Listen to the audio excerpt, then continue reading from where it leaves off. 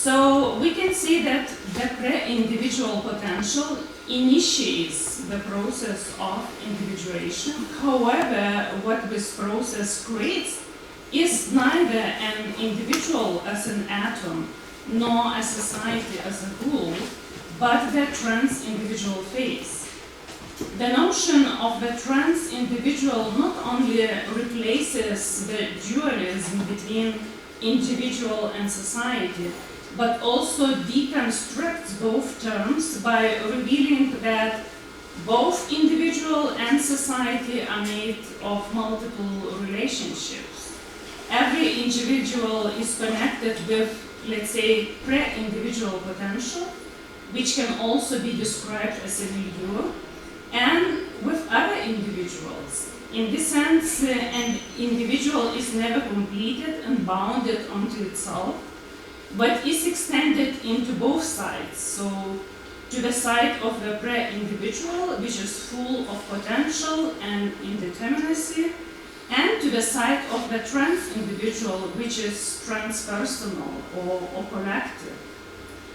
However, this collective state is understood not as an agglomerate of individuals, but as a collective being, which is traversed by pre-individual indeterminacy. As Simondon points out, this is quote, "It is precisely based on this position of the unresolved in man, that is not yet individuated charge of reality, but man seeks out his fellow man to form a group in which he will find presence through a second individuation. The individual has conserved the pre-individual with it, and all individuals together must have a sort of unstructured ground based upon which a new individuation can occur," end quote. So Simondon distinguishes between an inter-individual relation and trans-individual relation. The inter-individual relation is established between, let's say, completed or self-sufficient individuals, whereas the trans-individual relation passes through every individual in such a way that they form a system that contains potentials and metastability, expectations, and tensions. In this respect, the trans-individual phase can be described as a bundle of multiple relations, both with the pre-individual potential and with other individuals which share the pre-individual charge. We can see that Simondon gives an example of this trans-individual relation in his other book, On the Mode of Existence of Technical Objects, where the trans-individual phase is related to the invention of technical objects. Here's another quote. He says, "An interhuman relation that is the model of trans-individuality is thus created through the intermediary of the technical objects.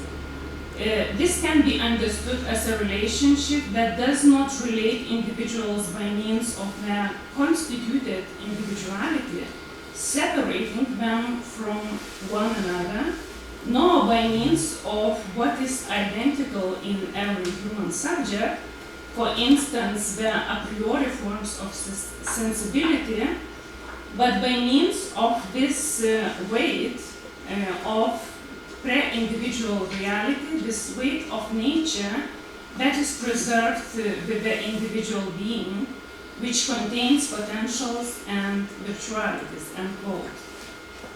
So it's also important to point out that for Simondon, technical object is not something artificial, but on the contrary, something that is a prolongation or an extension of nature. This means that with the help of a technical object, an individual is related both to nature and its potentiality, and also to other individuals. The trans-individual phase means the exteriorization of an individual, its folding out and at the same time its commonality with other individuals created through technical imagination and inventiveness. The notion of the trans individuality recently was discussed by Etienne Balibar in his book Spinoza, the Trans Individual. And we can see that Balibar elaborates Simondon's ideas further by pointing out that Simondon overcomes the division between individual and a collective and proposes a different kind of ontology, an ontology of relations.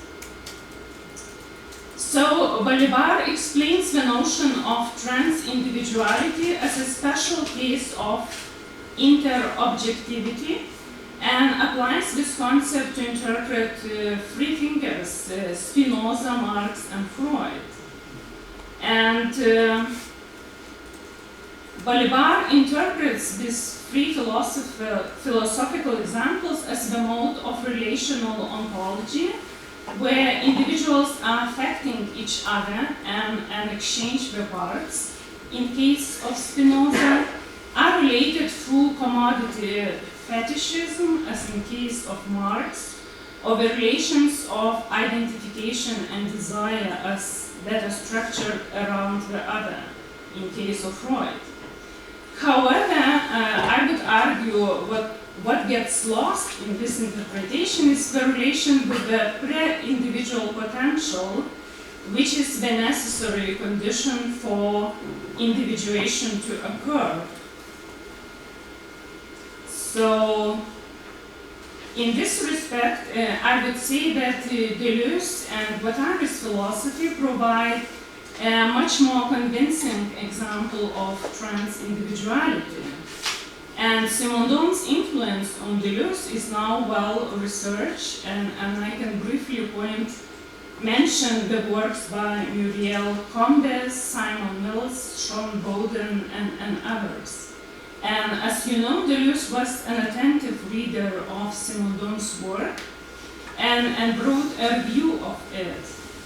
So I would argue that the traces of Simondon's theory are obvious both in different and repetition, where Deleuze defines individuation as a passage from the virtual to the actual, and also in 1000 Plateau, where individuation is defined as an interaction between multiplicities. Was indifferent and repetition, we find the notion of a trans individual defined as a passage or individuation from the pre-individual, which is named as virtual ideal field, to actual qualities and extensities. And in 1000 Plateau, we find another aspect of the trans individual, namely the relationships between different multiplicities, which include not only other individuals but also non-human others. So this other kind of trans-individual relation is named by Deleuze and Guattari as unnatural participation, epidemic contagion, and is contrasted with natural filiation. As Deleuze and Guattari explain, here's the quote, the difference is that contagion epidemic involves terms that are entirely heterogeneous. For example, a human being, an animal, and a bacterium, a virus, a molecule, a microorganism. These combinations are neither genetic nor structural. They are interkingdoms and natural participations. That is the only way nature operates against itself, end quote. So this unnatural participation is a new trans-individual condition, which is an assemblage-like connection between humans, non-humans, and technical objects.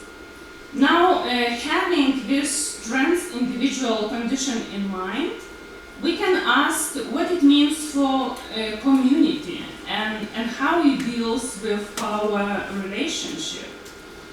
Can we imagine a trans individual community which is in contact with some pre-individual potential and at the same time which can share this pre-individual potential within this community and thus invent new lines of individuation and new forms of communication?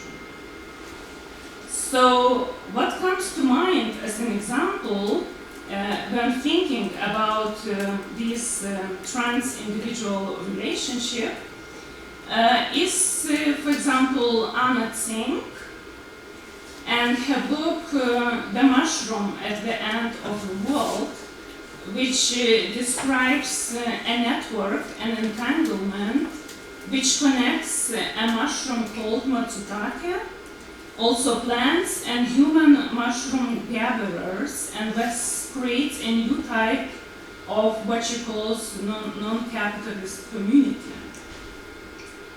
Another example could be the catastrophe of Chernobyl, as it is described by Svetlana Alexievich and also visualized in the famous TV series Chernobyl.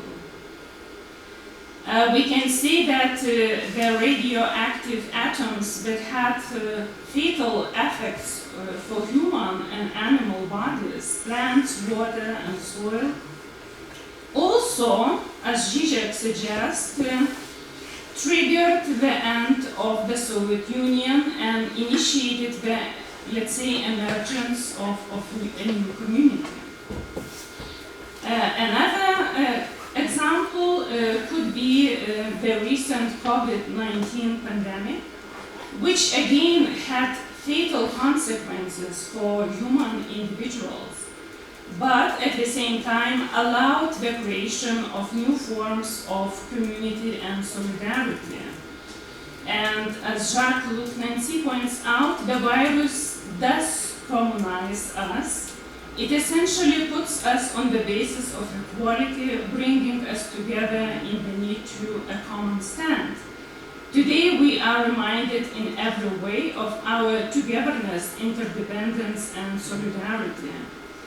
In this context, the attempt to create a collective immunity, also called a herd immunity, can be seen as a trans-individual condition where every individual is confronted with something pre-individual, namely a virus, and at the same time with other individuals with which it shares its immunity. Was a collective immunity, let's say, can be seen as a new form of trans-individuality where every individual is entangled with another and was creating a relationship of responsibility and solidarity. All these examples made me think that trans-individuality can be reconsidered as a new mode of biopolitics. Biopolitics can be conceptualized not as a negative force, but as an affirmative trans-individual interaction between human and non-human, natural and unnatural forces. And such reconceptualization of biopolitics would change the focus from, let's say, the secret intentions of malicious sovereign to the distributed agency of trans-individual communities.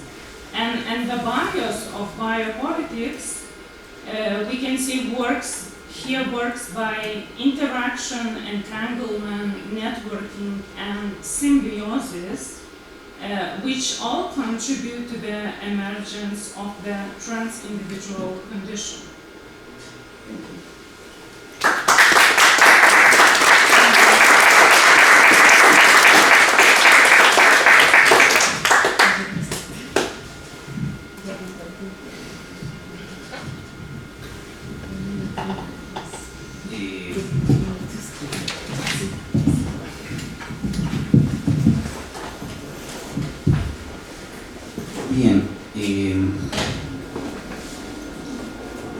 Vamos a pasar a nuestra tercera presentación de esta mesa. Como no hay un orden muy claro, voy a pedir que pase a Rafael Imongeli. ¿Estará presente o no? No. Giovanni Ariel Rodríguez Cisneros. Perfecto. Presente.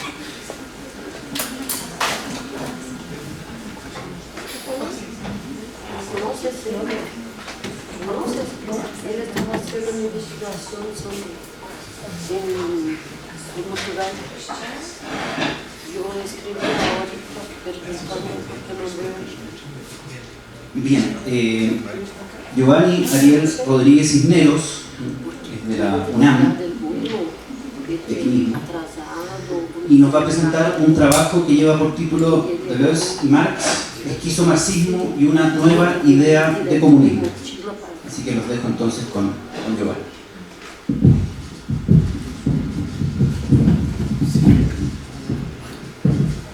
No sé si por aquí me escuchan bien. ¿Me oyen? ¿Así? Pues bueno, esta ponencia o este trabajo lo desarrollé pensando una serie de militancias por las que he pasado y por una serie de circunstancias extrañas. Y además siempre con la intención de desarrollar esta...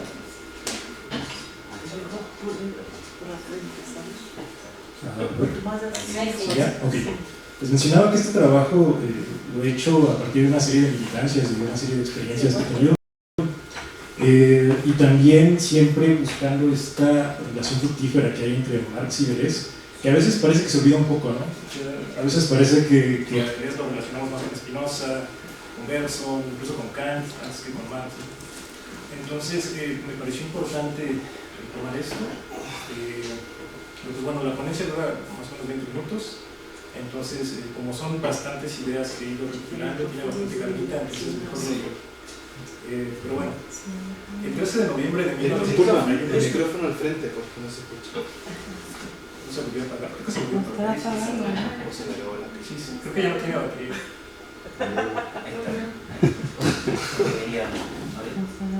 A ver. Ok. Es que se apaga. Pero bueno, empiezo.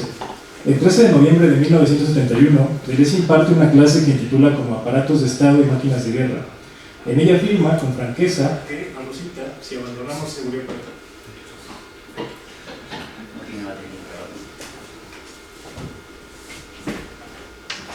Un segundito. Ok, gracias. Hace todo. Todo nomás. Hasta la mejor Creo que la desgracia nos puede ocurrir. Sí, Venía saltando estamos a mano. Se va mucho en la tele. Sí, puede, porque él tiene un medio, lo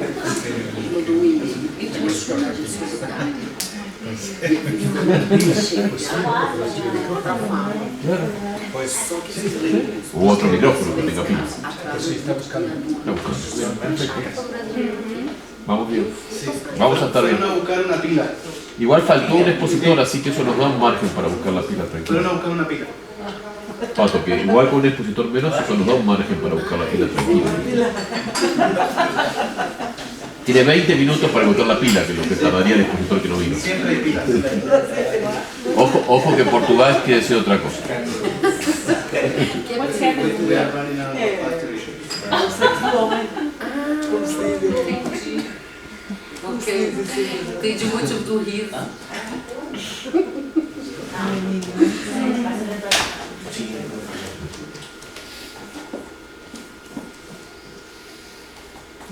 ¿Qué? ¿Sin pila no lo podemos hacer o qué? Si quieren me lo echo así a pecho. Sí, Pero habla fuerte. Bueno, ya. Claro.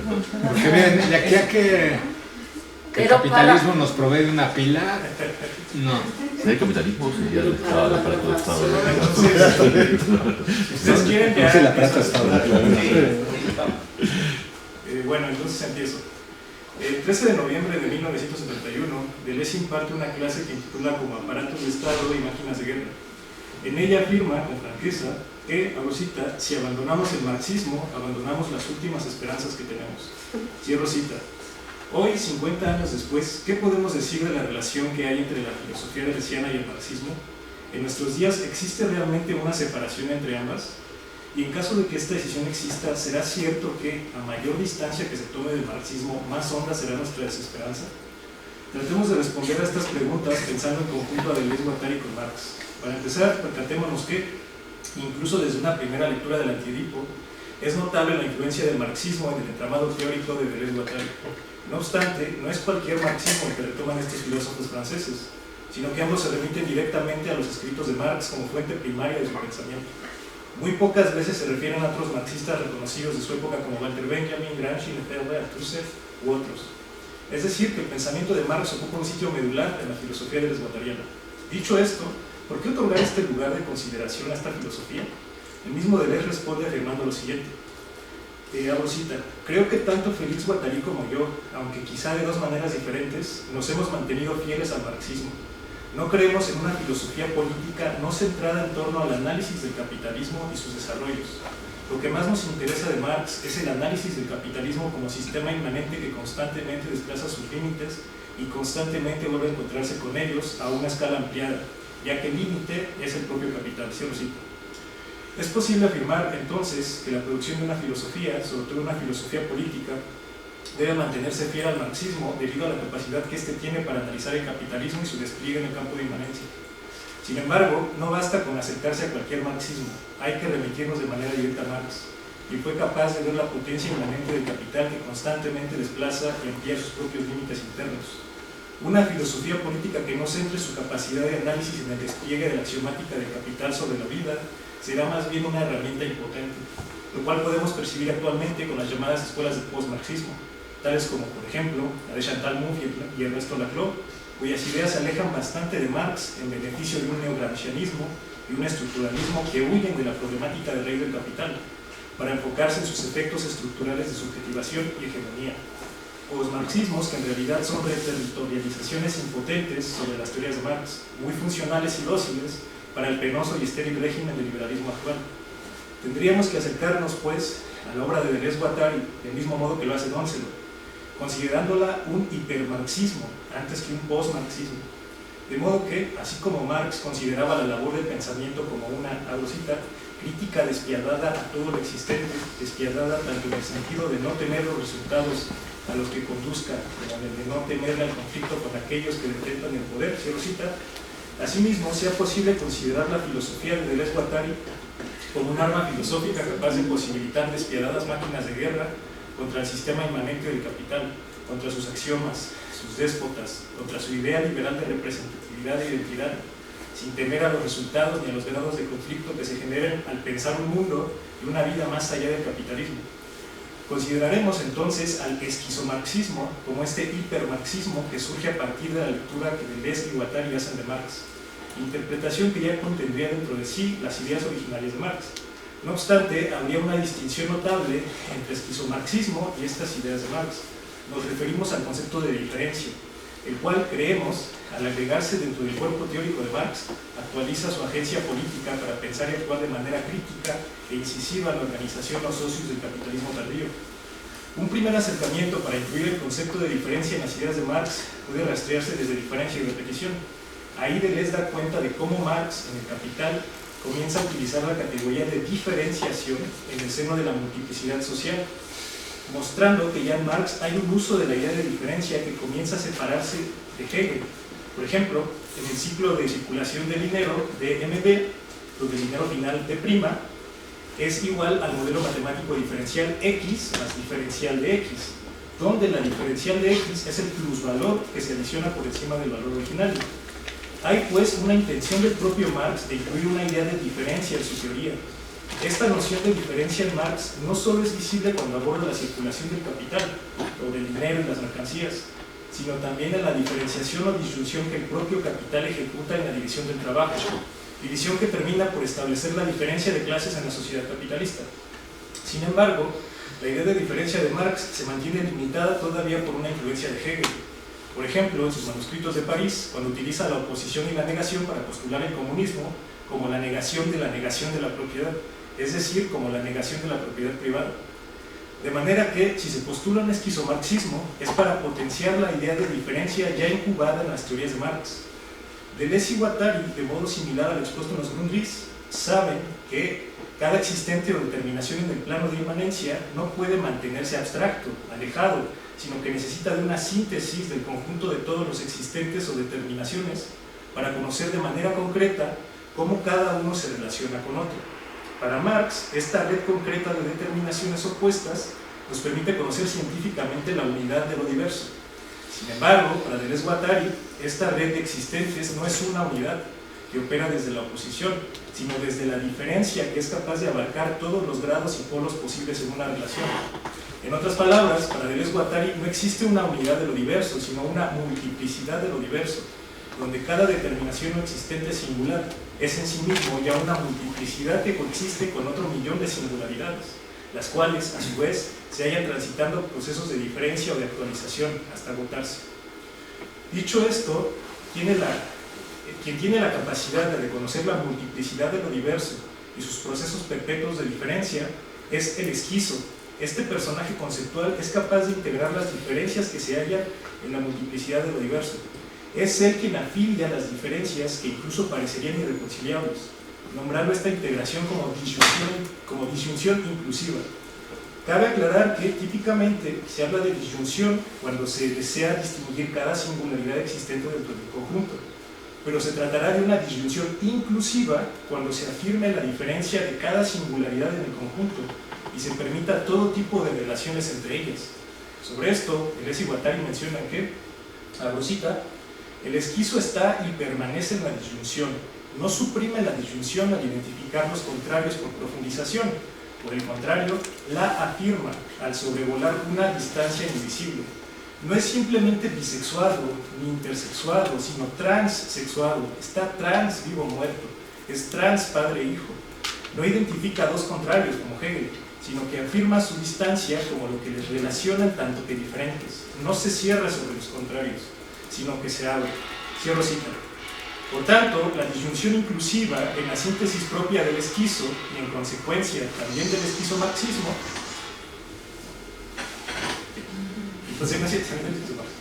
esta operación va más allá de la concreta síntesis de determinaciones de Marx, pues da cuenta de que cada existente singular, cada disyunción particular, tiene una serie de combinaciones con la multiplicidad de disyunciones externas. Y no solo eso, ya que además permite expresar los procesos de diferencia interiores que cada modo singular experimenta para sí mismo. A decir de Nicolás Torrón, abro cita, las disyunciones no se subsumen en una nueva totalidad, las diferencias entre ellas se mantienen. Cierro cita. Y es esta la potencia del marxismo deleuze-guattariano, su capacidad de afirmar la diferencia sin someterla necesariamente a una totalidad totalizante, pues cada diferencia es ya un universo en sí misma, con sus propios deseos, máquinas, sus grados de libertad y estratificaciones, donde incluso la disyunción más particular remite siempre a una serie de relaciones de combinación con otras disyunciones. Se trata, pues, de una política transproductiva, en tanto que ella misma se autoproduce inmanentemente a partir de una combinatoria. Política de la complejidad, donde la diferencia es el medio que moviliza lo uno hacia lo múltiple. Como afirma Andrew Poole, abro cita, el antagonismo de la lucha de clases de Marx ha sido agotado en un arrollador mar de diferencia. Cierro cita. Lo expuesto hasta el momento nos lleva a la siguiente pregunta: ¿para qué complejizar y deslocalizar diferencialmente el pensamiento de Marx? Si se propone aliar la filosofía de la diferencia deleuze-guattariana con el marxismo, es porque justamente la plusvalía y los diagramas del poder en el capitalismo contemporáneo han devenido extremadamente complejos, difusos, diferenciales, disyuntivos, deslocalizados, ni siquiera matemáticamente determinables. Para decirlo con Deleuze-Guattari, los flujos descodificados que se conjuntaron para dar existencia al capitalismo ahora poseen coeficientes directamente económicos, es decir, que los signos de poder y potencia política en el capitalismo neoliberal evitan la intervención de factores extraeconómicos. Nuestros flujos de vida y deseos se encuentran doblados de manera absoluta y diferencial por instancias puramente económicas. El claro ejemplo de ello es que incluso en nuestros momentos de descanso producimos un plusvalor mientras vemos la última serie en las plataformas de streaming o al revisar nuestras redes sociales. Sobre esto, en el Antiedipo, Deleuze y Guattari afirman que las relaciones diferenciales son llenadas por la plusvalía y que la monetización, abro cita, y que la monetización viene a llenar la cima de la inmanencia capitalista. Cierro cita. En este sentido, como afirma Andrew Kuhl, el capitalismo global no cesa de ponerse al día en su entusiasmo por gobernar sobre el imperio virtual de la diferencia, planeando coordinar sus divergencias y así obtener ganancias a partir de este nuevo ordenamiento estriado. Por ello es necesario renovar o esquizofrenizar el marxismo, para que esté a la altura de nuestras circunstancias singulares y permita nuestra resistencia aún a nivel de los axiomas. Un marxismo que incluya en su propio cuerpo la diferencia y la potencia esquizoide de las disyunciones. Un marxismo creador de despiadadas máquinas de guerra que no teman en hacer volar las partes de la máquina capitalista y sus operaciones de despojo y violencia sobre el cuerpo de la tierra, mientras que a la vez nos dé también la oportunidad de borrar y sanar las marcas del capital que residen en nosotros. El capitalismo contemporáneo se articula en los términos descritos por Deleuze Guattari, donde su maquinaria, sus códigos opresivos y su axiomática siguen de hecho una función disyuntiva que no deja de integrar todo tipo de elementos dispares cuando se trata de obtener un plusvalor. De tal modo que hoy, como afirma Andrew Kuhl, un rizoma no es suficiente para salvarnos, cierro cita. Sobre todo cuando vivimos dominados por una tecnología hiperconectada y al servicio absoluto del capital, hiperconectividad cuyo poder es difuso, inaparente y difícil de resistir. Lo mismo ocurre con las lecturas afectivistas sobre la filosofía deleuziana, pues el propio capitalismo ha reterritorializado estos discursos alegres típicamente espinosistas deleuzianos. El capital opera a partir de afectivismos, es decir, que diversas series de efectos han devenido parte integral de las mercancías y que todos estos se utilizan, sobre todo el deseo, como combustible para la máquina capitalista. Poco se puede hacer contra el capitalismo si se sigue apelando solo a los afectos para salvarnos, pues una alegría en un cuerpo adormecido por las instituciones y las máquinas técnicas del capital realmente no mejorará nada. Construir nuestras propias máquinas deseantes se inicia desterritorializando la idea de los afectos que nos han impuesto, saber tomar distancia de la idea de amor que nos presenta la industria cultural, separarse de la idea de alegría que nos exhibe el inversionista, el emprendedor, el político, el influencer, apartarse de la idea de odio que nos presentan los resentidos e impotentes, pues el odio y la indignación tienen una potencia políticamente transformadora. Por ello la importancia de retornar a Marx desde una visión deleuziana, para revivir la crítica y el ataque despiadado contra todo aquello que la máquina capitalista hace suavemente con nosotros, con los otros y con nuestras comunidades, en todos los niveles posibles.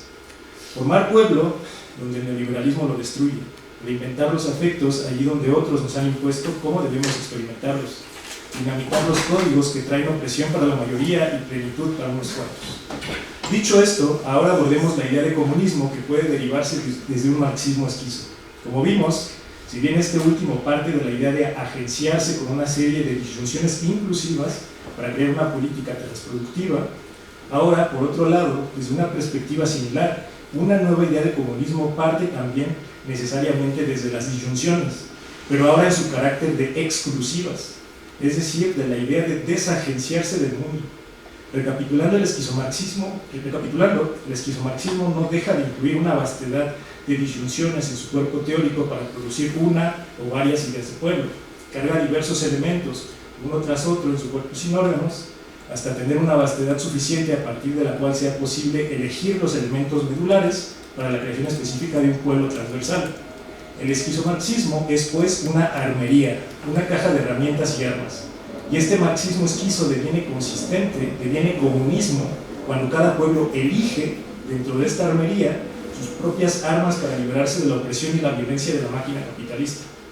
Por ello, esta idea de comunismo parte de una disyunción exclusiva, es decir, de la capacidad de cada pueblo para elegir sus propias armas contra el proyecto civilizatorio del capital. De modo que esta nueva idea de comunismo es siempre minoritaria, transcurre en un devenir clandestino, es singular, nunca global, y universal, a cada quien y a cada pueblo su propio deseo. Ahora bien, ¿cuáles son algunas herramientas y armas posibles que pueden hallarse en el esquizomarxismo? Tenemos la abolición de la propiedad privada, la abolición de la familia, la abolición del trabajo asalariado, la abolición del hombre, la abolición de nuestra idea de Dios, la abolición de las estratificaciones de género, la abolición de nuestra idea de mundo, mundo con mayúscula, etc. Es decir, la abolición de todo aquello que está al evidente servicio del cuerpo del capital y que hace imposible el disfrute de una vida a otra. En el libro oscuro de Deleuze, Andrew Kuhl afirma que estas armas del pensamiento pueden rastrearse desde una serie de aboliciones filosóficas: la muerte de Dios, la muerte del hombre y ahora la muerte de este mundo. Este autor plantea que una nueva idea de comunismo desde Deleuze y Marx debe retomar la idea de muerte o abolición para demostrar y denunciar la insuficiencia de nuestros conceptos hegemónicos y universales. Que si se desea la muerte de este mundo, no es en el sentido de destruirlo físicamente, sino en abandonar todas las razones capitalistas dadas a favor de salvarlo, ya que solo mediante la apuesta revolucionaria de destruirlo nos libraremos de sus problemas, de todos sus problemas. Ahora bien, recordemos que para Deleuze-Guattari, abro cita, todo devenir es un devenir minoritario, cierro cita. Por tanto, este devenir clandestino, esta idea de comunismo es también minoritaria. En palabras de Nicolas Stokborn, todo modo menor de composición es un proceso situado, tentativo, experimental y pragmático. De modo que experimentar con nuestras disyunciones exclusivas implica limitar, restringir, saber elegir de entre las armas disponibles aquellas que se adecuarán mejor para seguir produciendo nuestro propio deseo. Por tanto, al tratarse de un proceso menor y situado, no es posible postular un solo comunismo universal, sino n comunismos que existirán en función de los deseos de cada colectivo, comunidad o pueblo, de su posición, su situación, del modo en que estén situados y sitiados por la máquina capitalista. Una serie divergente de comunismos que devendrán concretos según las armas que elijan para combatir sus propias luchas. El hecho de que haya una diversidad de posibles comunismos no implica que estos estén aislados e incomunicados entre sí, ya que el capitalismo contemporáneo se ha introducido de maneras rizomáticas en todos los estratos de nuestra vida. Del mismo modo, una potencia comunista debe hacerse posible desde la multiplicidad, diferencial y situada. Démonos cuenta que cada una de las armas mencionadas tiene como finalidad provocar, para quienes las usan, un determinado alejamiento del mundo. Cada disyunción, herramienta y arma del esquizomarxismo es un grado de desagenciamiento de este mundo y de sus dinámicas de valorización. Y cada nueva idea de comunismo deberá partir de este mismo principio, de desagenciarse gradual o totalmente de este mundo con mayúscula establecido. Dicho esto, retomemos una de las armas más innovadoras y potentes de esta renovación comunista, la abolición de la identidad. Según Nicolas Stokborn, lo menor es aquello que tiene tendencia hacia lo sin identidad. Incluso Toni Negri y Guattari escriben, abro cita, entendemos el comunismo como la vía de liberación de las singularidades individuales y colectivas, es decir, lo contrario al encuadramiento del pensamiento y de los deseos, cierro cita.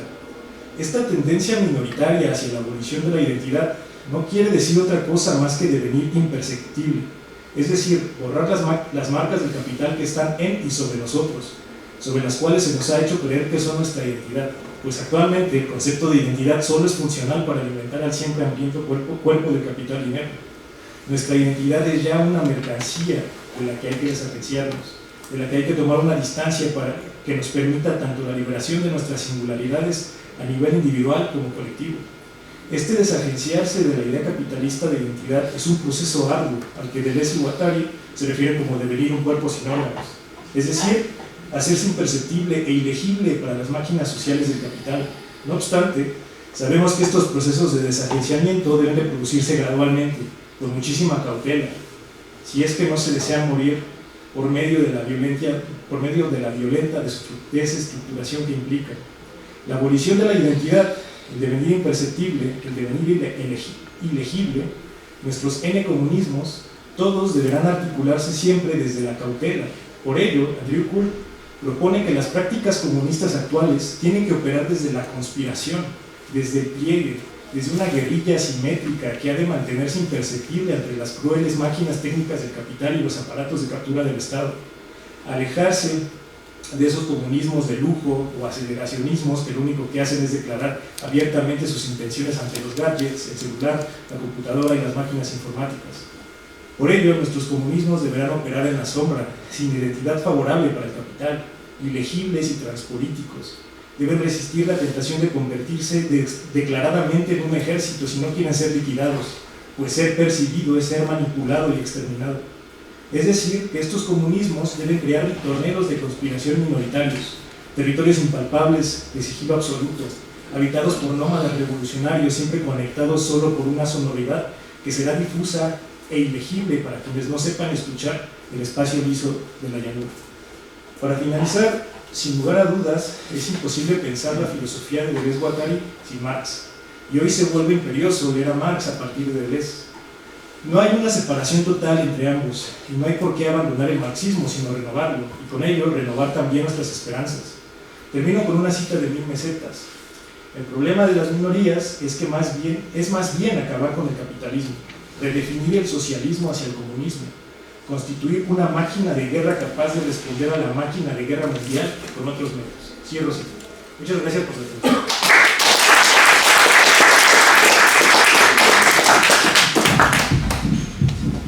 Bueno, muchas gracias a Giovanni. Ahora, bueno, tenemos bastante tiempo para preguntas, plantear objeciones, comentarios. Así que, bueno, la idea es que ustedes puedan planteárselas tanto a Giovanni como a Audrone y a Santiago también. Así que simplemente dejo a disposición el micrófono. Como está grabando, que los ponentes pasen para allá.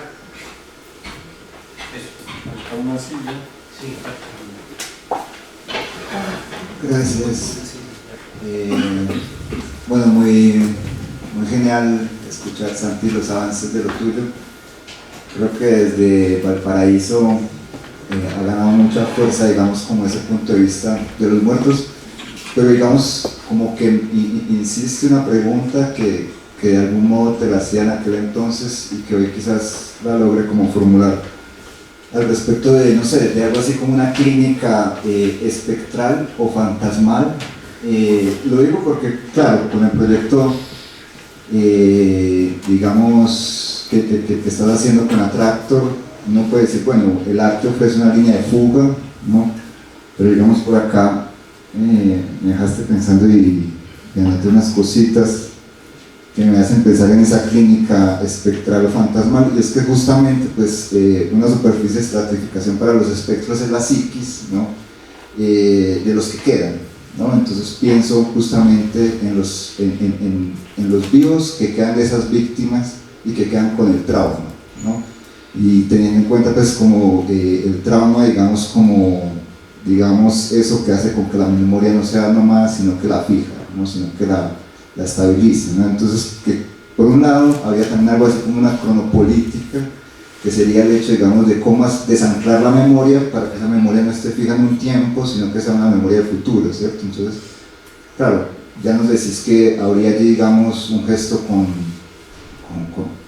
lo sensible, ¿no? A partir de lo que vos propones, pero me vuelve siempre la pregunta que es, bueno, estos grupos, supongamos, ¿no? De madres de víctimas, Bojayá, etcétera, digamos, que son los que toman sobre todo la voz política, ¿cómo hacer para que esto que intento formular en términos de una clínica espectral o fantasmal ocurra, para que no sea solo el arte o digamos toda esta producción conceptual de esta práctica filosófica que vos llevas, sino esos propios cuerpos empiecen a hacer con que se den zonas de pasaje para esos espectros de otra manera, ¿no? O sea, que es esa cuestión de decir, bueno, acá es fácil, pero uno como digamos, lleva a cabo esta práctica con la madre de un desaparecido, ¿cierto?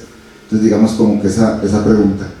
Y después, para el último, para ti, estoy totalmente de acuerdo contigo, pero ¿tú qué le dirías, por ejemplo, a un colectivo de estudiantes afro, transfeminista, que tienen una bandera y, digamos, porque digo, acá es relativamente fácil de sostener ir hacia una desidentificación, pero digamos ante la ocupación de la escena pública no es tan sencillo y digamos uno se puede ganar muchos enemigos si llega y dice no, es preferible ser imperceptible. Lo digo porque es una pregunta que yo me hago y no he logrado resolver y que es, digamos, bueno, acá es fácil, pero digamos a la hora de estar ahí en una política donde la escena pública todavía es representativa, ¿qué hacemos con esta propuesta que os traes?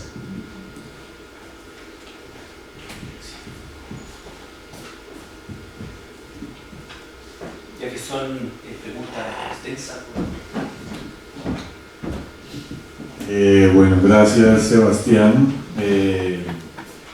Ante todo porque pues eres tú me has escuchado ya este rollo varias veces y me nutren mucho los cuestionamientos.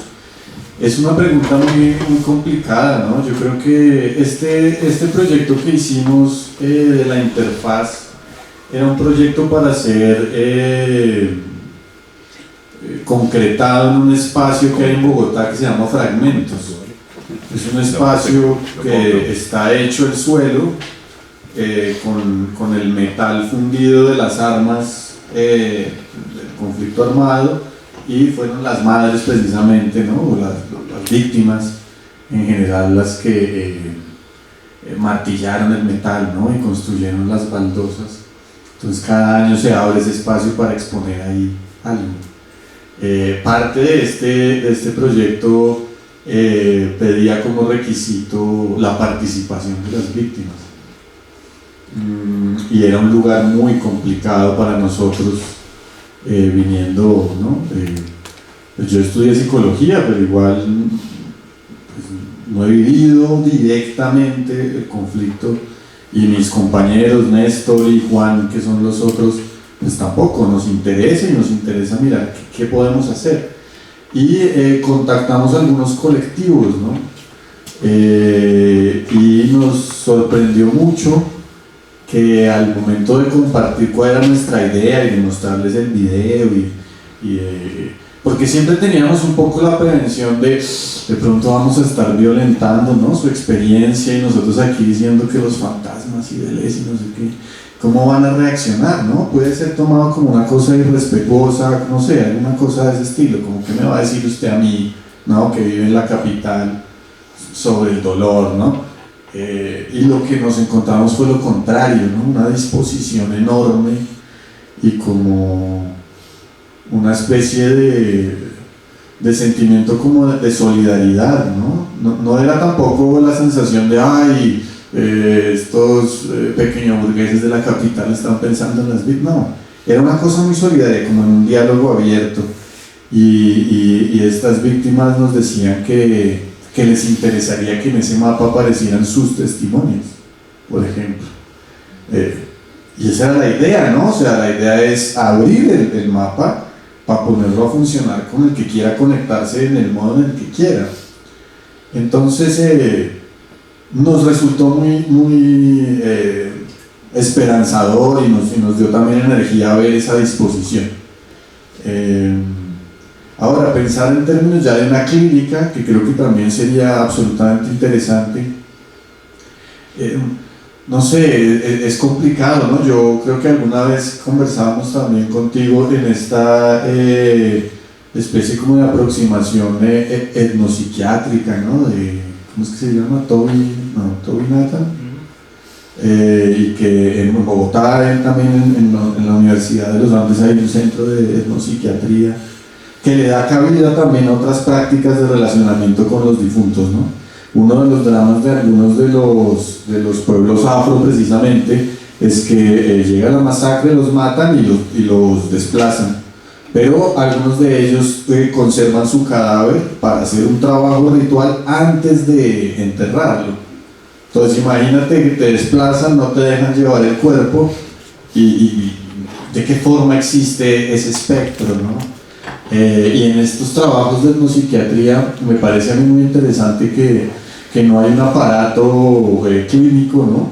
Que entra a sobrecodificar los afectos y las representaciones bajo, no sé, Edipo o lo que sea, sino hay otra forma de intervención un poco más sistémica, pero estaría también por no quiero decir por inventarse, debe haber ya muchas cosas en esa línea practicadas, ¿no? En términos un poco más esquizoanalíticos y demás, pero creo que es una cuestión, como tú mismo señalas, de un tacto infinito, y de un tacto infinito además, como Vincian de Pré dice, ¿no? Un tacto ontológico respecto a cómo aparecen, ¿no? Esos muertos, esas relaciones, la cantidad de formas en las que se relacionan los vivos con sus muertos es abrumadora, ¿no?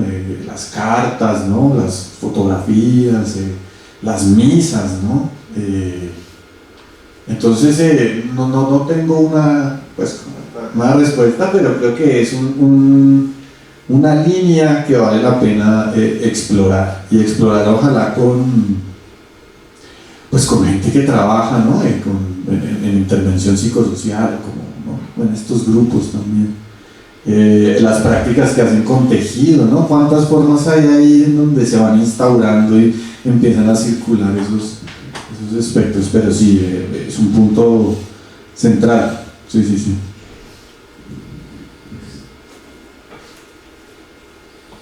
Bueno, respecto a la pregunta de la identidad, pues es un problemón, ¿no? En la filosofía de Deleuze Guattari. O sea, siempre creo que uno de los ejes medulares es justo el eje de la identidad. ¿Qué hacer con esa identidad? Porque ellos, pues, evidentemente son partidarios de abolirla, ¿no? Y uno pensaría, pero ¿cómo voy a abolir la identidad? O sea, ¿cómo voy a dejar de ser trans? ¿Cómo voy a dejar de ser negro? ¿No? Pero no se refieren a eso. A lo que se refieren es abolir la identidad que es servil al capitalismo. O sea, no se trata de abolir la identidad inocentemente, o sea, dejar de ser trans, dejar de ser comunista, dejar de ser negro, o sea, no, sino abolir la identidad que es servil al capitalismo, que le permite al capitalismo seguir operando. Entonces, es ahí, me parece que siempre que se lea este borrado de la identidad o este devenir imperceptible, siempre se debe de agregar esta parte de que es abolir la identidad, pero que es servir al capital. Y yo creo que sí se puede hacer, ¿no? O sea, por ejemplo, el zapatismo me parece que es una gran muestra de eso, ¿no? Porque ahí dentro hay multiplicidad, o sea, evidentemente hay mujeres, evidentemente hay niños, hay una multiplicidad allí de formas menores, o que digamos que el propio contrato social hace menores, ¿no? De alguna manera. Pero ahí dentro está esa multiplicidad, y ahí adentro no se mueven a partir de esta identidad capitalista, ¿viste? Entonces creo que allí hay una posibilidad. Otro ejemplo que a mí me encanta mucho y que he estudiado mucho últimamente es el ejemplo de Cherán en Michoacán, que es igual, tratan de salirse de esa identidad capitalista. Lo que ellos hicieron fue dejar de ser obreros. O sea, ser obrero es una identidad que es servir al capitalismo. ¿Y cómo dejaron de ser obreros? Pues fácil, fueron a cerrar la industria maderera que tenían ahí, que estaba devastando sus bosques. Entonces esa es una manera directa de borrar esa identidad servil al capitalismo. Entonces hay que matizarlo siempre, ¿no? Cuando se hable de un devenir imperceptible, es un devenir imperceptible que esté más allá de esta identidad que funciona para el capital. Es pasar ese veor, o sea, es ver hacia afuera de alguna manera.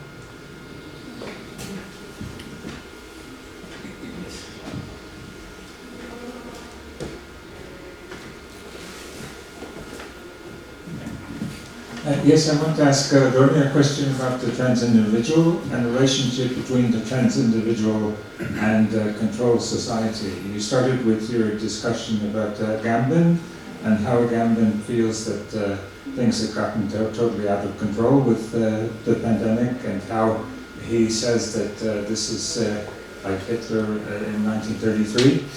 And then you suggest that biopolitics should be looked at as a more positive effect than we perhaps looked at it before. But isn't one of the issues then how far can one go with seeing biopolitics as a positive force as opposed to a negative force? In other words, in the case of China, you have the way that the government is controlling people quite rigidly. In Russia, you see that the sovereign hasn't disappeared, that there's one man who's really taking over another country.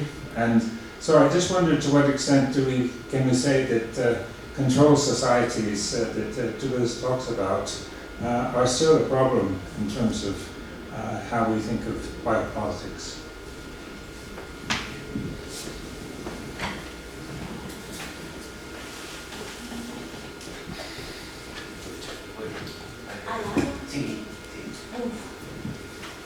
Bueno, entonces hago mi pregunta.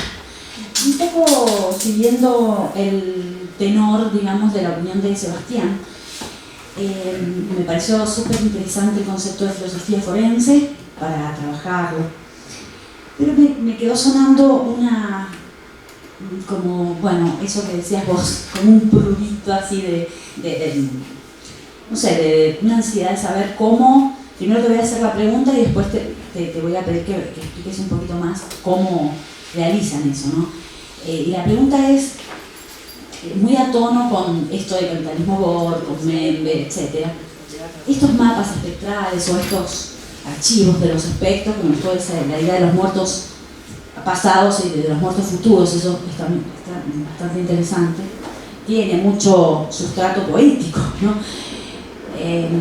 Pero me pareció difícil de ver de dónde sacan los datos concretos, porque bueno, más allá que, por supuesto que las respuestas de las personas que vos entrevistás, etcétera, pueden ser muy, muy enriquecedoras, pero para construir ese archivo espectral, digamos, o ese archivo de muertos del pasado y del futuro, sobre todo, de los muertos del futuro, es muy, muy arriesgado, porque es como una estadística muy jugada, muy al límite, ¿no? de los usos de los archivos que hacen los antropólogos, los etnógrafos o los lingüistas, o ¿no?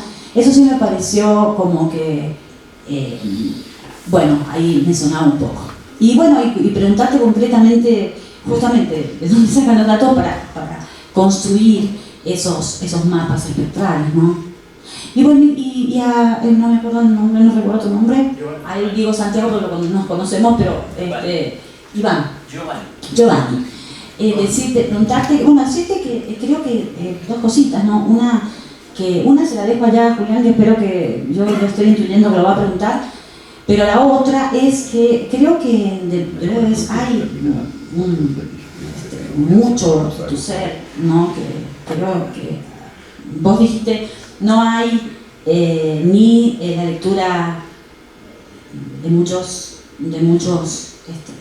autores, y no sé, creo que de Althusser hay bastante, hay un marxismo althuseriano que creo que, no sé, me extrañé ahí en esa,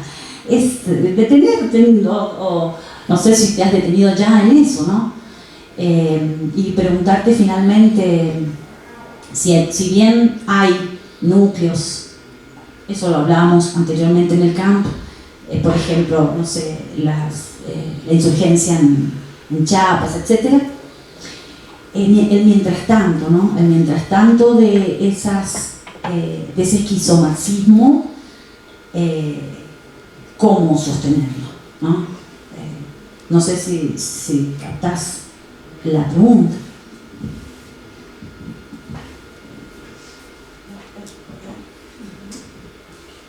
So thank you for the question. We can say that what was called by Agamben biopolitics, or what Membe calls necropolitics, maybe still exists in certain political situations, like the case, of Ukraine being attacked, or some other countries being attacked could be an example of necropolitics. But if we are talking about such situations as pandemics, I think that Agamben fails somehow to read the situation, and his reaction is really inadequate, and I think these notions of the sovereign and vita nuda as being turned into biological individuals simply fail, to explain what's happening.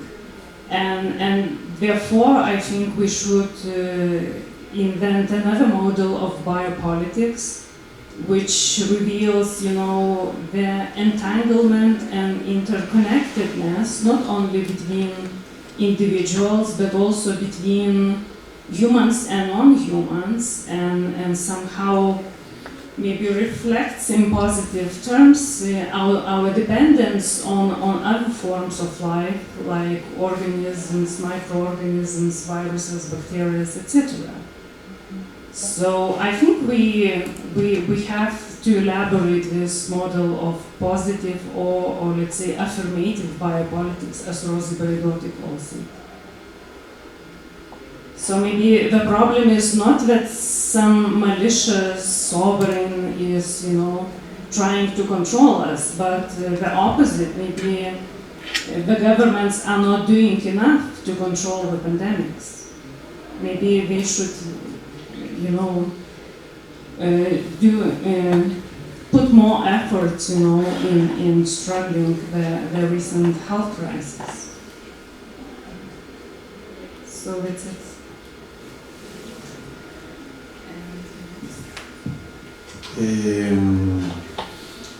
Sí, los datos, las bases de datos, bueno, hay un problema grande y es que muchas de las bases de datos no son abiertas. Ese es el primer problema, porque las tienen las instituciones, ¿no? Y tramitarlas es muy difícil.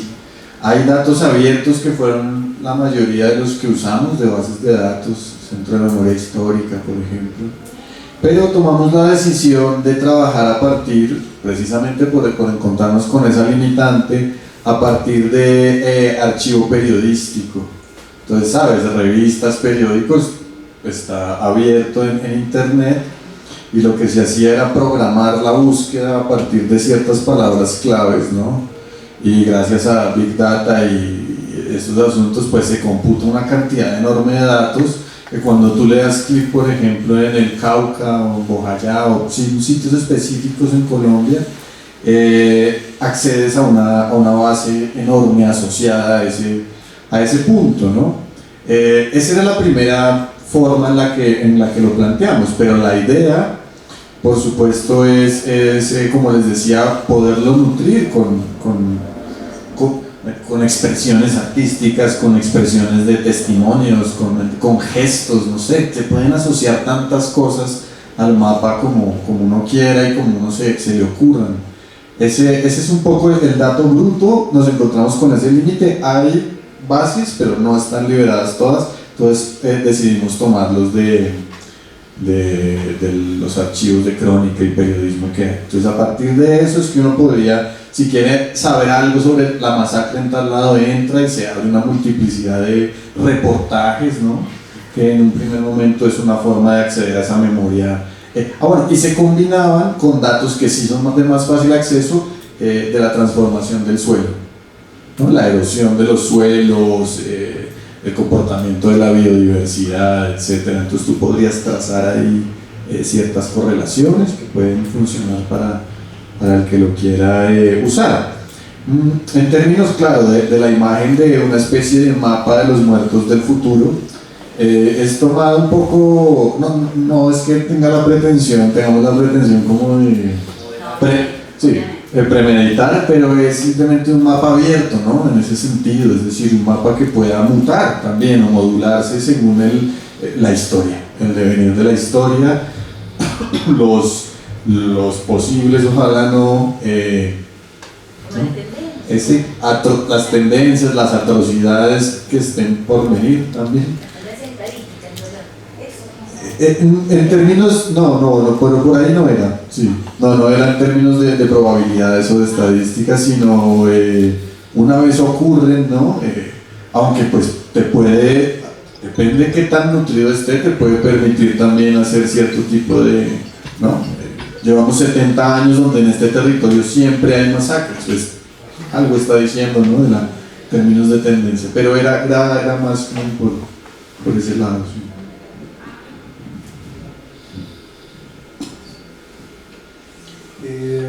Bueno, la pregunta sobre Althusser es muy buena. Yo lo pongo en una relación, digamos, de cantidad, si lo queremos ver así, respecto a las referencias que tiene de Marx. O sea, creo que Althusser lo retoma para superarlo, o digamos que Deleuze y Guattari lo retoman para darle una nueva lectura, porque Althusser todavía se mueve a partir de binarismos, ¿no? Esta idea de estructura, superestructura, y Deleuze, Guattari nos dice, no, pues es que eso no existe, lo que existe es el deseo en un nivel estructural como tal. Entonces me parece que lo retoman, o sea, sí lo retoman, pero es en una cantidad menor en referencia a las citas que hace, por ejemplo, sobre Marx. Llega a retomar también esta idea de materialismo espontáneo, pero el mismo Althusser se la roba a Spinoza. Entonces me parece que en realidad la referencia real es hacia Spinoza, ¿no? Antes que hacia Althusser.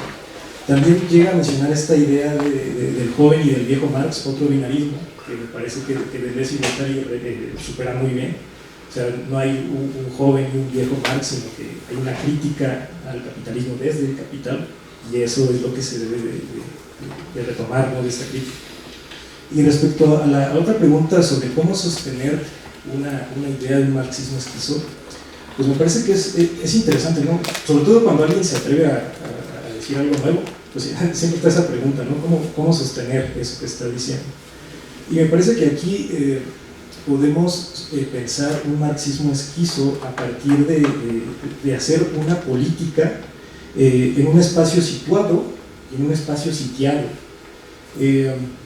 Me parece que el capitalismo tiene muchos cercos, nos ha sitiado de maneras muy particulares, ya sea geográficamente, políticamente, no sé, incluso, la problemática política en un barrio, en una periferia, no es la misma que en el centro, evidentemente, e incluso entre la periferia misma, ¿no? Ahí el capitalismo ha sitiado de maneras muy específicas a la misma periferia, ¿no? Entonces, me parece que si se piensa en un marxismo esquizo, en un marxismo fragmentado, creo que hay que hacer política de una manera situada y de una manera sitiada, o sea, ver cuáles son nuestros límites y elegir a partir de eso qué armas son las que yo tengo para poder pensar en una fuera del capitalismo, en una fuera de la propiedad privada, en una fuera del capitalismo Gore, por ejemplo. Y creo que esto hace que la filosofía de Marx y de Deleuze Guattari brinque más allá de la academia, ¿no? Ahorita que hablaban de capitalismo Gore, mi papá trabaja en un mercado, que es el mercado de la Merced, al cual yo de vez en cuando voy a trabajar. Y en ese mercado, justo en la pandemia, más o menos, es un mercado enorme, no sé si lo hayan visitado, pero es un mercado enorme donde se encuentra de todo. Entonces, un día empezó a correr la voz, viene el narco, nos van a sacar y nos van a empezar a cobrar ya derecho de piso. ¿Qué vamos a hacer? Y yo estaba ahí, pues viene el narco ahorita, o sea, van a venir camionetas, o no sé qué vaya a pasar, ¿no? Y mi papá, pues tiene muchos amigos allí, es una red muy rizomática esta del mercado, y entre todos dijeron, no, pues no nos vamos a dejar. Y en cuestión de una hora, prácticamente todos los locatarios ya tenían una pistola para defenderse de los narcos. Entonces fue algo muy sorprendente, porque yo dije, ¿en qué momento sacaron esas pistolas? ¿No? O sea, ¿en qué momento se empezaron a armar? Y empezaron a decir, no, es que aquí el sol sale para todos. Y esa frase es comunismo. Es comunismo en una manera muy situada. Y yo dije, pues que pase lo que tenga que pasar, ¿no? Al final, parece ser que los narcos se enteraron que no se iban a dejar y que había pues mucha gente armada allí. Entonces, creo que allí hay una muestra muy sutil de lo que puede ser un marxismo esquizo, ¿no? De un marxismo que está situado por el capitalismo Gore y sin embargo se defiende, ¿no? Entonces creo que esto va más allá de la academia, ¿no? Incluso también en la pandemia, yo vivo ahí en Nesa, en los límites entre Nesa y Chimalhuacán, una zona muy periférica. Hay mucho animal callejero, hay muchas personas en situación de calle, y en pandemia pues todo el mundo encerrado, ¿no? ¿Y qué pasa? Que empiezan a desvalijar los trailers enormes que traen mercancías para Coppel, para Electra y para otras tiendas enormes como Soriana y todas estas, ¿no? Y las empiezan a desvalijar en esa y las empiezan a repartir para los animales, para la gente que no tenía hogar y todo eso, ¿no? Entonces empezaron a repartir ropa. Era muy curioso porque de repente veías a un vagabundo, a una persona de calle caminando con una playera del Real Madrid, ¿no? Por ejemplo. Entonces, me parece que ahí es donde se ven esas pequeñas muestras de un marxismo fragmentado que se sostiene más allá y que es muy situado, ¿no? Y muy sitiado. Se dan cuenta cuáles son las limitaciones y aún así actúan. Entonces, pues bueno, yo creo que ya más o menos por ahí. Oigan, aquí afuera están los terreros que entonces necesitan instalar sus reformas. Entonces nos piden que nos salgamos todos. Nos tomemos 10 minutos. Bueno, no pasa nada. Tres preguntas que las pidieron hace una hora. Bueno, pero cerramos, no pasa nada. Vamos. Sí, terminamos. Si pueden ser breves, concisos.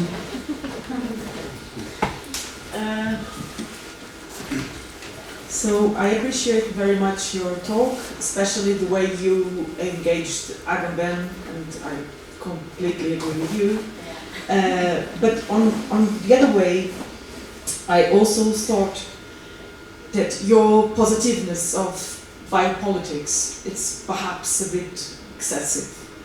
And especially when you quote Jean-Luc Nancy, it frightened me because I think it is a bit elitistic bourgeois point of view, because he says that pandemic showed how equality between people, and in my point of view, precisely pandemic showed inequality between people. And just to give an example from the other side of the world, and I mean America, United States of America, not from Russia or China, but in the United States we saw how inequality is among people, and we have to talk about inequality, not equality. And I wonder how you understand this positiveness of biopolitics when thinking about inequality. E cambiando de lengua, justo para que te estaba ouvindo tu charla, que me ha gustado mucho y que me ha pensado inmediatamente al libro de Jacques Mazot, por el concepto de fantasma como acontecimiento y como producción de la imaginación. Entonces, sé que es un poco abstracto y habíamos hablado de eso 2 horas atrás, como me encanta ver como la América Latina, la gente es muy literal y hacen la filosofía con problemas concretos, pero también quería saber si hay una posibilidad de pensar esta manera del fantasma, este concepto de fantasma como la producción masoquista de la imaginación, para tu contexto.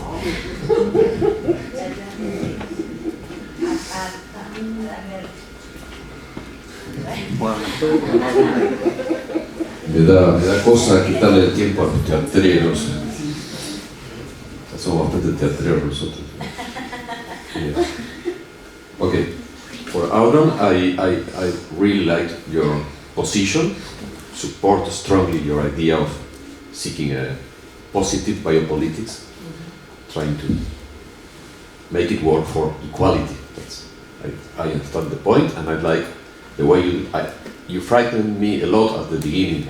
I thought you were going to support Agamben. I was had a beginning of panic, but luckily your point was the other. And I like trans-individuality. I think it's a good way to link it to biopolitics. And I remember this sentence of Rimbaud that Deleuze quoted so much, charged with the rocks and the animals, and I believe that. And he talks about the virus in this, Deleuze when he speaks about that, and I believe that it's a good point. Without axiology, we don't know if it's good or bad. It's not good or bad. There are problems, and this is a way to think about these problems and try to solve them. Not some solutions will be bad and others will work. So, thank you for your words. Y ahora también yo cambio de idioma. Giovanni, me parece que lo que querés hacer es una cosa que hay que hacer, que es pensar a Deleuze con Marx. Creo que somos muchos los que han intentado desde el deleuzianismo. No acuerdo porque no se hace muchísimo. Pero me da la sensación que estás tirando un poco el bebé con el agua del baño, como se dice. Porque no aparece una teoría del valor. O sea, lo que decís es, hace falta Marx, porque solo Marx piensa el capitalismo y lo piensa con la teoría del valor. También decís que la teoría del valor no funciona más, porque no hay más valor trabajo, no tiene sentido en esta sociedad. Y lo que propones en su lugar es el esquizo que afirma todas las diferencias en síntesis, ¿cómo se llama? Conjuntivas, disyunciones conjuntivas, pero si afirmamos todo, no se puede luchar contra el capitalismo. Y eso te das cuenta vos mismo cuando en la segunda mitad decís, no, mejor no. En vez de, como les quiso afirmar todo, vamos a hacer síntesis disyuntivas y todo esto lo que es capitalismo no. Pero ¿y cómo sabemos qué es lo que es capitalismo? Bueno, estamos en una teoría del valor. Y entonces todo ahí se me empantanó un poquito, así que, bueno, no sé, parece que hay más cosas para pensar.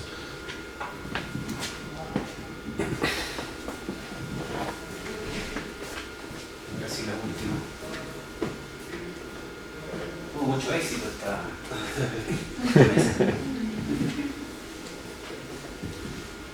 Muchas gracias, doctor. My question is for the second position. I'm sorry. I'll take a note. Sure. And just to add on to the comment about positive and negative biopolitics, I think too that maybe a common example of the sovereign controlling versus the sort of like mutual aid emergence of trans individuality. I'm wondering how this idea of trans individuality might be able to explain, for example, speaking of America, the sort of political right who are now fixated on individuality but use a very, what I would consider, trans-individuated reaction, or at least a sort of a expression of collective freedom, collective liberty, collective even white supremacy as a way to maybe mask the trans-individuation that happens within those communities also. Because I would say that those communities are also involved in a positive, joyous, collective life, but for just one specific group of people.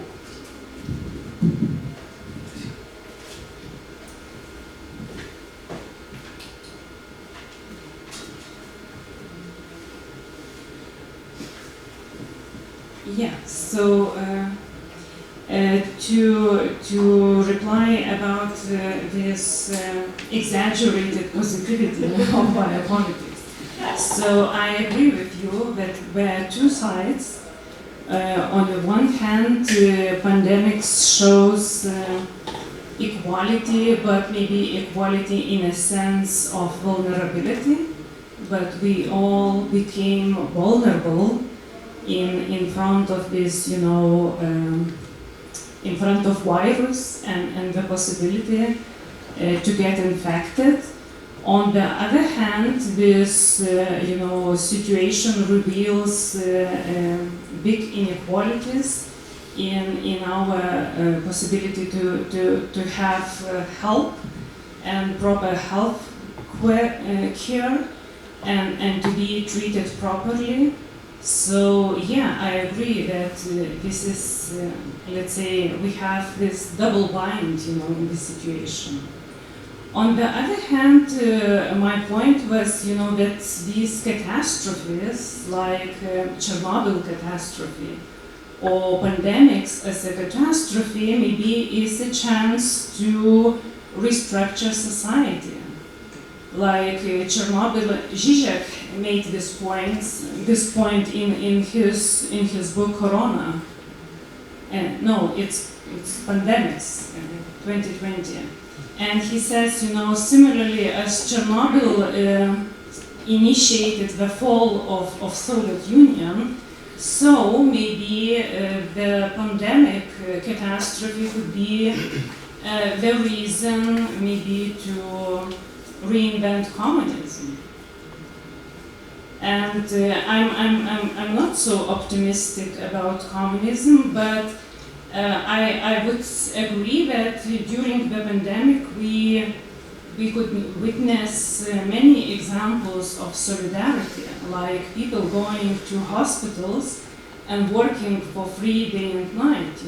I have never had an experience, of such solidarity. So maybe this is a chance, to restructure society.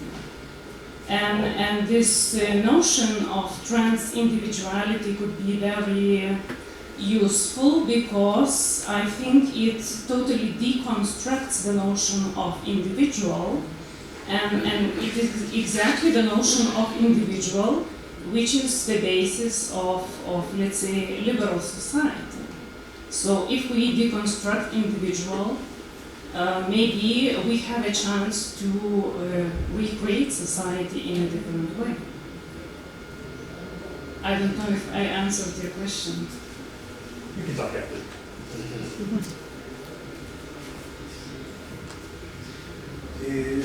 Sí, respecto al tema del valor, lo llegué a mencionar muy rápidamente. O sea, cuando menciono que el valor ha devenido diferencial, incluso desde Marx, cuando se habla de la plusvalía, pues siempre está esta X diferencial de X, ¿no? Esta diferencial de X pues es el valor agregado que siempre se tiene sobre una mercancía, ¿no? Entonces desde ahí ya hay una idea de valor, pero este valor es un valor diferencial que después se potencia con Deleuze-Guattari, o lo ven como una variación continua, ¿no? Digamos que aquí ya le meten ecuaciones diferenciales parciales, ya no son ecuaciones lineales, hay una variación continua siempre en esta teoría económica, si la vemos desde Deleuze-Guattari, ¿no? Y justo lo mencioné de pasada porque ya no me daba tiempo, o sea, ya estaba muy cargada de muchas cosas, pero sí es evidente que debe de haber una teoría de valor sí o sí, y con ello debe de haber una teoría que hable de la mercancía, del fetichismo de la mercancía, y pues darnos cuenta de esto, ¿no? Que este valor diferencial pues no se puede calcular, está prácticamente difuso en todos los niveles del campo de inferencia, ¿no? Yo ponía el ejemplo de que incluso cuando estamos viendo Netflix estamos generando un valor por otra persona, ¿no? Y en ese sentido, pues sí, el valor se valoriza de una manera deslocalizada, ya no se puede decir que una sola actividad como ese trabajo genere solamente valor, sino que hay otras cosas por ahí. Y también pues justo pensar esta relación entre valor y mercancía desde Deleuze-Guattari es bien interesante porque a mí me parece que para entender bien los límites internos del capital hay que leer la parte de Marx de la baja tendencial de la ley de la baja tendencial de la tasa de ganancia. O sea, me parece que se entiende mucho mejor estos límites internos del capital que hablan de Deleuze y Guattari cuando nos remitimos a leer directamente a Marx. Entonces sí, es evidente que debe de haber una teoría del valor, yo no digo que no. Solo que pues aquí ya no le di mucho tiempo para agregar todo esto, pero sí, me parece que sí, es importante agregar la parte del valor. Y quería recuperar un poco esta idea de double bind o de doble pinza.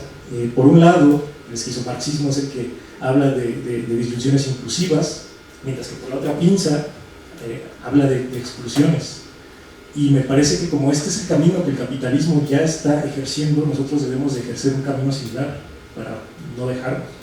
O sea, tener una suerte de herramientas muy potentes, de herramientas muy diversas, tener esta inclusión y a partir de eso elegir situadamente, elegir según nuestras propias necesidades. Y me parece que nosotros sí somos capaces de diferenciar qué es capitalista o qué no es capitalista. Me parece que no hay que menospreciarnos en ese sentido, porque es como menospreciar, como lo hacían los marxistas ortodoxos, ¿no? Menospreciar al obrero, es que tú no sabes que es capitalista, ¿no? Me parece que sí somos capaces y que justo pues siempre está en este juego, ¿no? Entre la inclusividad y la exclusividad.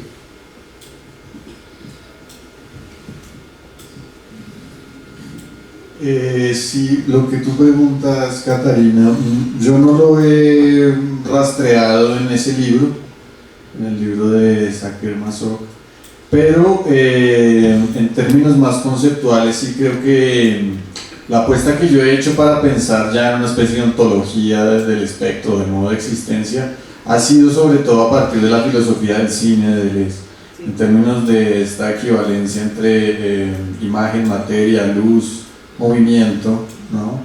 Y pensar un poco que cuando el espectro trabaja para el narcocapital, si se quiere, solo como forma aterradora o signo aterrador, se está comportando en un encadenamiento sensoriomotor, ¿no? Se produce así y estos son sus efectos, ¿no? Ante esta acción, tal reacción, ¿no?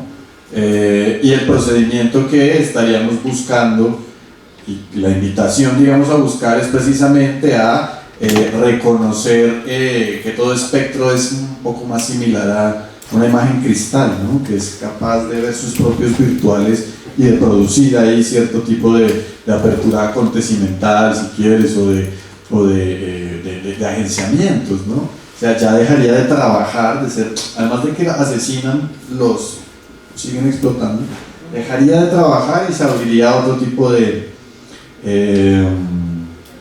ensamblajes, ¿no? Creo que sería más por ahí. Por eso en la cosa esta del mapa virtual hablábamos de nodos espectrales en los que se precipitan multiplicidades, ¿no? Finalmente, y memorias heterogéneas, ¿no?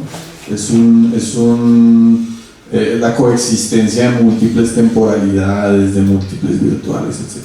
Entonces, si tuviéramos que pensarlo en términos así más conceptuales, esa es la manera en la que yo he intentado rastrearlo, pero valdría la pena seguir tu recomendación, por supuesto. Gracias. Bueno, hemos terminado con esta mesa. Agradecemos mucho a Santiago y a